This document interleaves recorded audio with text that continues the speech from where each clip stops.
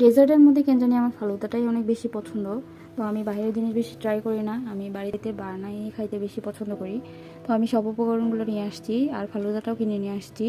তো ফলের মধ্যে ছিল আনার আর হচ্ছে আপেল আর আঙ্গুর, কালো আঙ্গুর আর কলা ছিল। এগুলো দিলে একটু ফালুদাটা বেশি মজা হয়। তো এগুলো আমি সুন্দরভাবে স্লাইস করে কেটেও নিচ্ছি। তারপরে এটা আমি দেখতেছিলাম কত সুন্দর লাগতেছিল, দেখতেই কত সুন্দর লাগতেছে, খেতে কত না ভালো লাগে মাশাআল্লাহ। তো তারপরে আমি যে সেট করা হচ্ছে জেলিগুলো রাখছিলাম সেগুলো হচ্ছে ফ্রিজ থেকে বের করে নিলাম। তো এগুলো আমি স্লাইস করে কেটে নিব। এর মধ্যে হচ্ছে স্ট্রবেরি জেলি ছিল আর ম্যাঙ্গো জেলি ছিল। তো জেলিগুলো মাশাআল্লাহ অনেক সুন্দরভাবে হচ্ছে জমে গেছে।